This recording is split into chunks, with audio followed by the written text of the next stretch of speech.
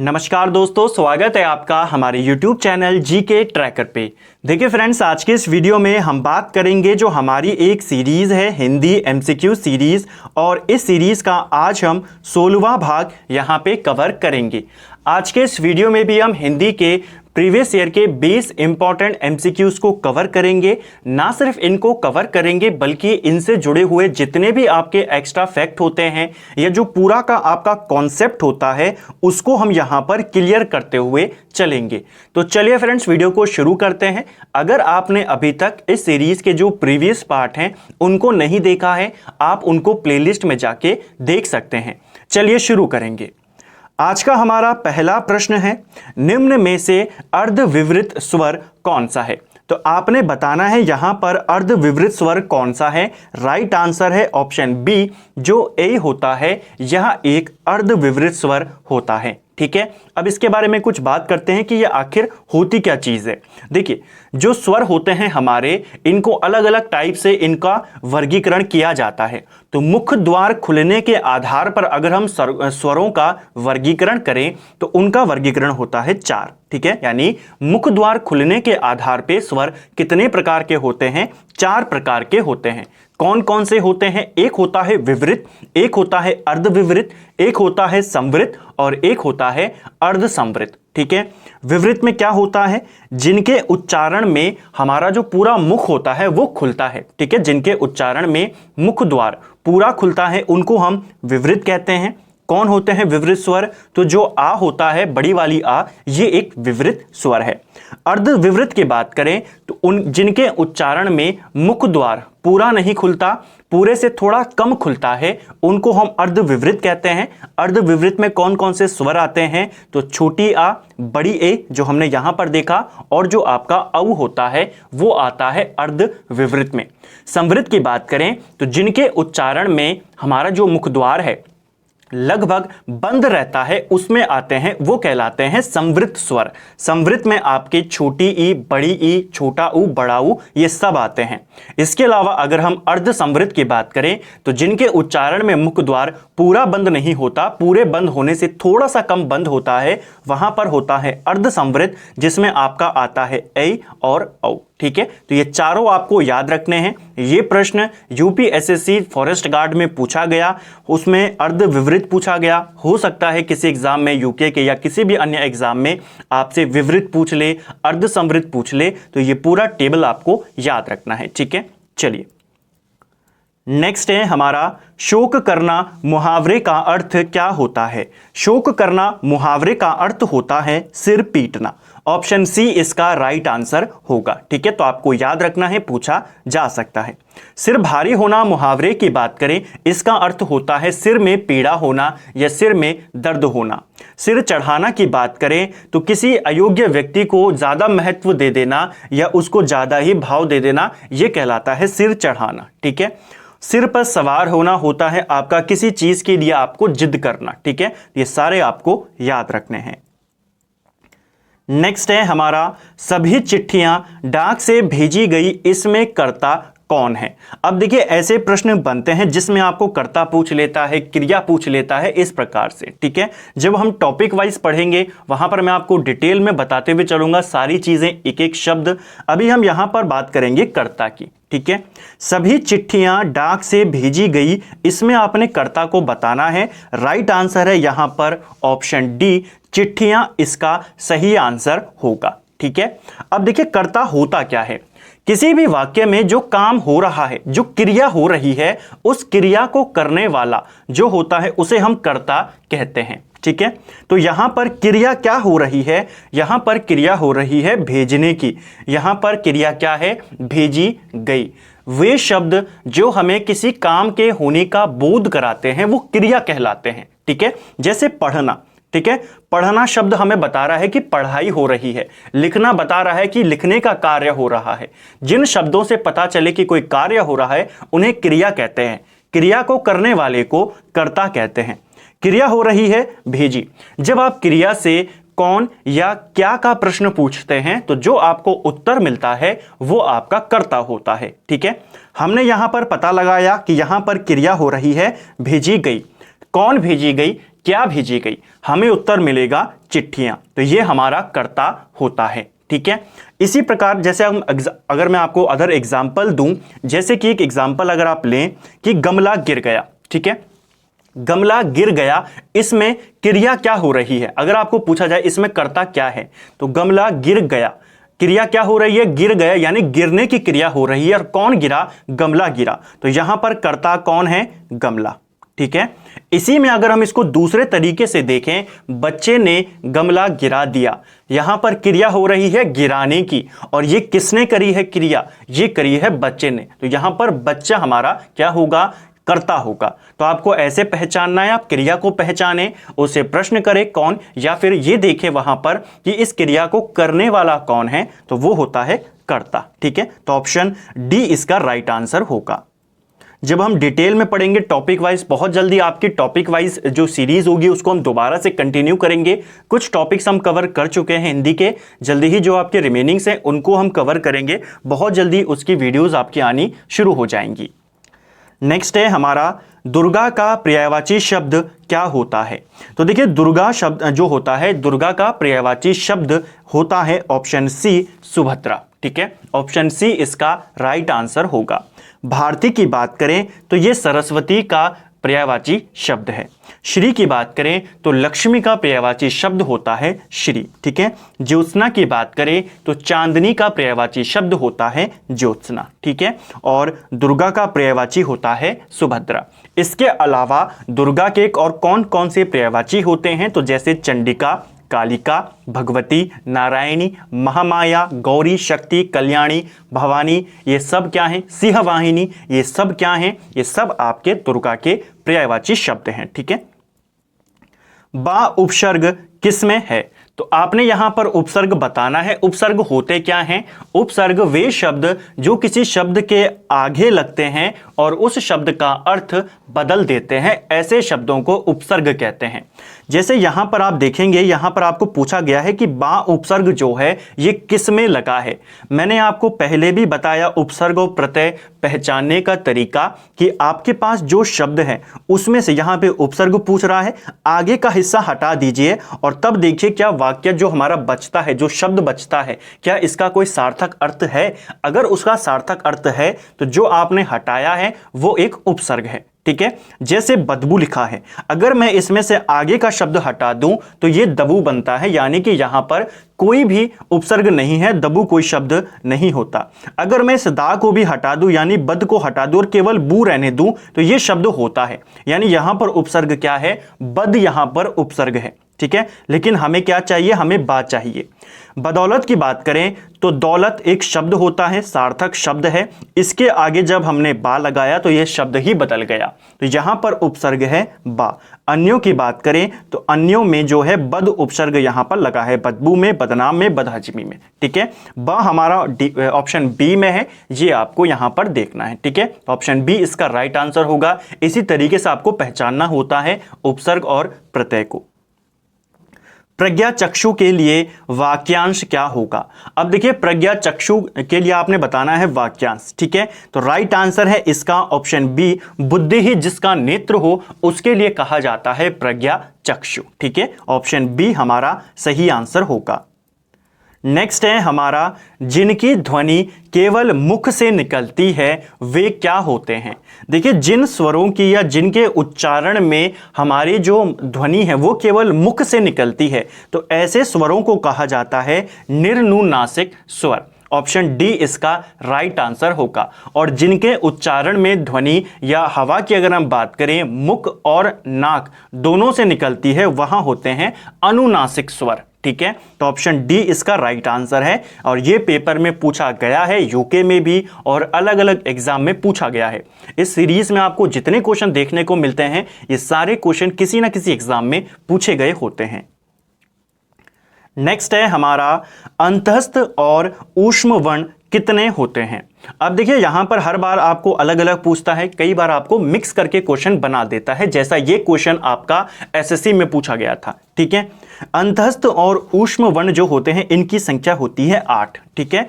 4 हमारे पास अंतस्थ व्यंजन होते हैं, 4 हमारे पास ऊष्म व्यंजन होते हैं। अंतस्थ व्यंजन कौन कौन से होते हैं? तो या, रा, ला, वा, ये हमारे अंतस्थ व्यंजन हैं।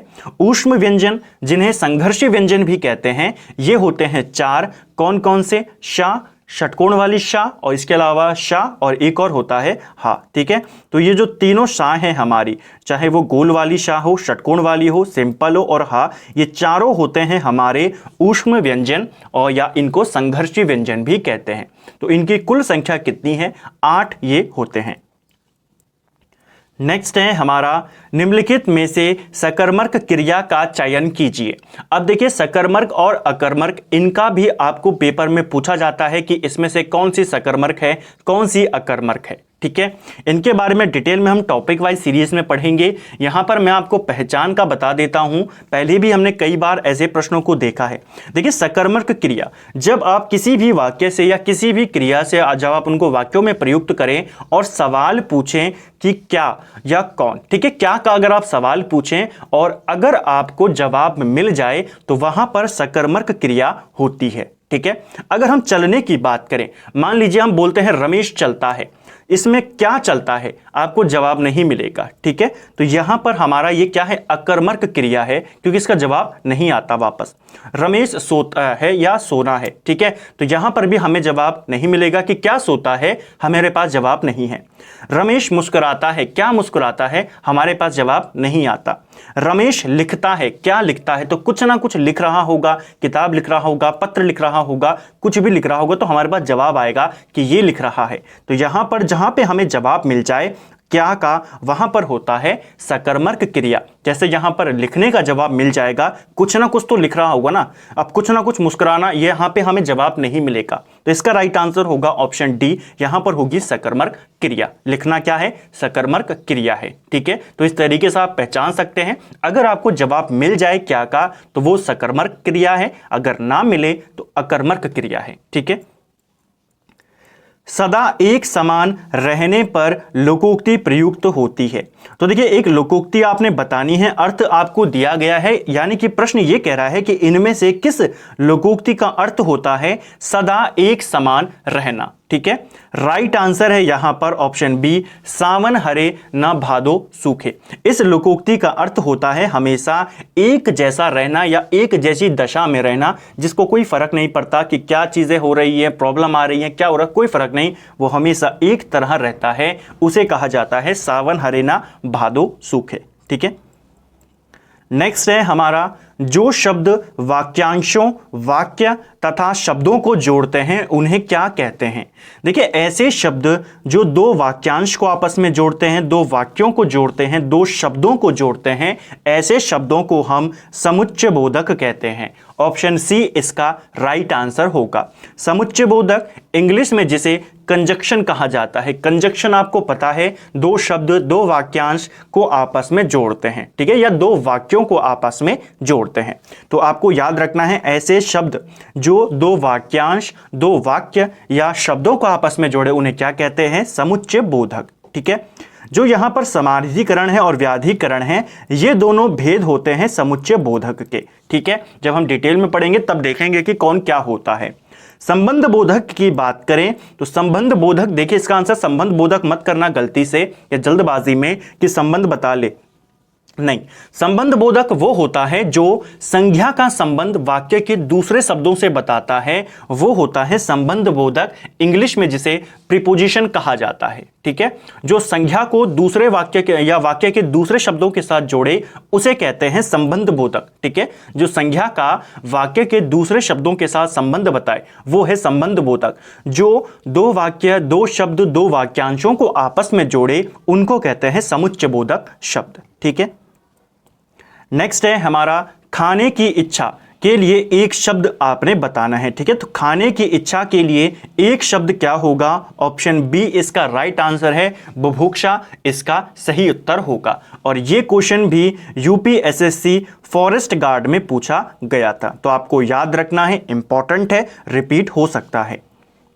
नेक्स्ट है हमारा देवनागरी लिपि का प्रयोग सर्वप्रथम कहां पर हुआ था। ठीक है, अब देखिए ये क्वेश्चन उत्तराखंड में भी पूछा गया है। अगर आपको याद होगा पूछा गया था कि देवनागरी लिपि का प्रयोग सर्वप्रथम किस राज्य में हुआ था। आंसर है गुजरात में हुआ था। ठीक है, बिल्कुल सही है। देवनागरी लिपि सर्वप्रथम कहां प्रचलित हुई? गुजरात में। प्रश्न यह पूछा गया यूपीएसएससी फॉरेस्ट गार्ड में कि इसका प्रयोग सर्वप्रथम कहां पर हुआ। अब यहां पे जगह का नाम नहीं है, आपको पर्टिकुलर बताना है। सही आंसर है जय भट्ट के शिलालेख में। ऑप्शन सी इसका राइट आंसर होगा। ठीक है, जय भट्ट गुजरात का ही एक शासक था और इसी के शिलालेख में सबसे पहले देवनागरी लिपि का प्रयोग हुआ था। तो अब आपके यहां से दो क्वेश्चन बन गए। कहां पर इस्तेमाल हुआ? तो जय भट्ट के शिलालेख में। ठीक है, गुजरात का ही ये शासक था। और अगर पूछेगा किस राज्य में हुआ तो भी आप बताएंगे गुजरात। ठीक है, तो ये दोनों प्रश्न आपको याद रखने हैं, दोनों प्रश्न पेपर में बनते हैं। निम्न में से कौन सा शब्द फारसी नहीं है? आपने बताना है, आपको 4 शब्द दिए गए हैं, पूछा जाएगा इनमें से कौन सा शब्द है जो फारसी शब्द नहीं है। राइट आंसर है यहां पर ऑप्शन बी, इस्तीफा। ठीक है, जो इस्तीफा है यह एक अरबी भाषा का शब्द है। ठीक है, बाकी आपका पैमाना और तनख्वाह ये दोनों फारसी भाषा के शब्द हैं। तो आपको याद रखना है इस्तीफा किस भाषा का शब्द है? अरबी भाषा का। अगर हम अरबी भाषा के अन्य महत्वपूर्ण शब्दों की बात करें तो जैसे आपका इमारत पूछा जाता है, इमारत किस भाषा का शब्द है? ये फारसी भाषा का अरबी भाषा का शब्द है। इसके अलावा आदमी, किताब, इनाम, ठीक है, तकिया हो गया, मौसम हो गया, हमला हो गया, हैजा हो गया, वारिस हो गया, औरत हो गया, ये सब क्या हैं? आपके अरबी भाषा के शब्द हैं। ठीक है, चलिए निम्न में से तत्सम शब्द कौन सा है? अब आपने बताना है तत्सम शब्द। देखिए इनमें से आपका एक शब्द तत्सम है और बाकी के 3 शब्द आपके तद्भव शब्द हैं। तत्सम शब्द क्या होते हैं? वे शब्द जो संस्कृत से एज इट इज हिंदी में आ जाते हैं, यानी कि कोई परिवर्तन उनमें नहीं होता। जैसे इस्तेमाल संस्कृत में हो रहे थे वैसे इस्तेमाल हिंदी में होता है, उनको कहते हैं तत्सम शब्द। और ऐसे शब्द जो संस्कृत में कुछ और थे हिंदी में कुछ और हो जाएं, ऐसे शब्दों को कहते हैं तद्भव शब्द। ठीक है, यहां पर आपका तत्सम शब्द है चतवारी। ठीक है, ऑप्शन ए इसका राइट आंसर होगा। ये एक तत्सम शब्द है, इसका तद्भव होता है 4, पूछा जा सकता है। ठीक है, अमोल की बात करें तो ये एक तद्भव शब्द है और इसका तत्सम होता है अमूल्य। ठीक है, आपको कई बार हो सकता है डायरेक्टली प्रश्न बन जाए, पूछ ले अमूल्य का तद्भव शब्द बताइए, तो अमूल्य एक तत्सम शब्द है, ये एक तद्भव शब्द है। सीख की बात करें तो ये भी एक तद्भव शब्द है, सीख का तत्सम होता है शिक्षा। ठीक है, और कुटुंब की बात करें तो ये भी एक तद्भव शब्द है, इसका तत्सम होता है कुटुंब। ठीक है, तो ये आपको याद रखना है, पूछे जाते हैं। नेक्स्ट है हमारा कौन सा सर्वनाम का भेद नहीं है? तो देखिए आपको सर्वनाम के भेद पता होने चाहिए। सर्वनाम के 6 भेद होते हैं। कौन कौन से होते हैं सर्वनाम के 6 भेद? पुरुषवाचक, निश्चयवाचक, अनिश्चयवाचक, संख्यावाचक, प्रश्नवाचक और निजवाचक। ये 6 भेद होते हैं हमारे सर्वनाम के, यानी गुणवाचक जो है सर्वनाम का भेद नहीं है। ठीक है, ये आपको याद रखना है। गुणवाचक विशेषण का भेद होता है। ठीक है, गुणवाचक विशेषण होता है, सर्वनाम नहीं होता है, तो ये आपको याद रखना है। और देखिए फ्रेंड्स, इस सीरीज का आपको यही फायदा होता है कि आपको हिंदी के जो आपके अलग अलग सेगमेंट्स हैं सबसे यहाँ पर मिक्स क्वेश्चन देखने को मिलते हैं। सारे आपके प्रीवियस ईयर के क्वेश्चन होते हैं, क्वेश्चन का आपको आइडिया लगता है कि क्या पूछा जाता है। और इसके अलावा जो आपके प्रीवियस ईयर के क्वेश्चन होते हैं उनके एक्स्ट्रा फैक्ट और कॉन्सेप्ट आपके सारे एक साथ यहीं पर क्लियर हो जाते हैं, जिससे आपका रिवीजन भी अच्छे से हो जाता है। क्योंकि सारे क्वेश्चन, हर सेगमेंट से आपको क्वेश्चन यहां पर देखने को मिलता है, चाहे वो वर्णमाला से संबंधित हो, हिंदी साहित्य से संबंधित हो, आपके मुहावरों से हो, वाक्यांश से हो, तत्सम शब्द हो, ये सारे प्रश्न आपको देखने को मिलते हैं। ठीक है, तो अच्छे से आपको इस सीरीज को फॉलो करना, और अगर आपको पसंद आ रही हो तो लाइक भी करना है और शेयर भी करना है। और जल्दी ही मैं फिर से कहूंगा, टॉपिक वाइज सीरीज के ऊपर आपका काम चल रहा है। बहुत जल्दी टॉपिक वाइज सीरीज आपको देखने को मिलेंगी, जिनके टॉपिक्स अभी हमारे रिमेनिंग है। नेक्स्ट है हमारा अतियुक्ति शब्द में संधि कौन सी होगी। अब देखिए अतियुक्ति शब्द में आपको इसका संधि विच्छेद करना है, तब आप इसको आसानी से बता देंगे। अदरवाइज अगर आपने हमारी जो संधि विच्छेद वाली वीडियो है उसको देखा है तो आप वैसे भी इसको पहचान जाएंगे। देखिए अतियुक्ति का जो संधि विच्छेद होता है अतिधन उक्ति, ठीक है, ये इसका संधि विच्छेद है। यानी कि ई को मिलाया गया है किसके साथ, ई को मिलाया गया है ऊ के साथ और बनाया गया है यू, और ये किस में होता है, ये होता है हमारा यण संधि में। ऑप्शन सी इसका राइट आंसर होगा। नेक्स्ट है हमारा निम्नलिखित में से महादेवी वर्मा द्वारा लिखित रेखा चित्र कौन सा है। तो आपको महादेवी वर्मा से भी प्रश्न बनते हैं, इनको याद रखना है, पूछे जाते हैं, कई सारे प्रश्न इनसे बनते हैं। महादेवी वर्मा का रेखा चित्र आपने बताना है। राइट आंसर है ऑप्शन सी अतीत के चलचित्र, ठीक है। तो अतीत के चलचित्र किसका है, ये महादेवी वर्मा का एक रेखा चित्र है।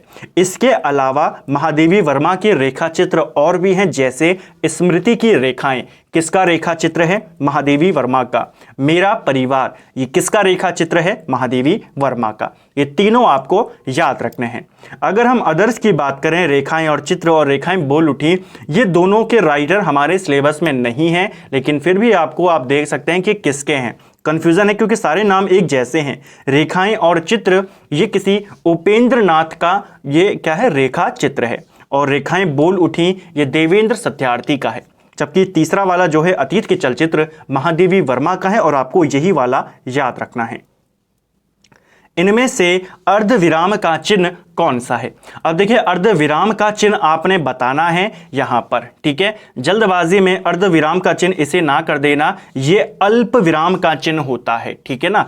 अर्धविराम का चिन्ह होता है ऑप्शन बी, जिसे हम इंग्लिश में सेमीकोलन कहते हैं, ठीक है। तो अर्धविराम पूछा है, अर्धविराम होता है हमारा ऑप्शन बी, ठीक है। ये जो चिन्ह होता है जिसे हम सेमीकोलन कहते हैं, इसे ही हिंदी में अर्धविराम कहते हैं।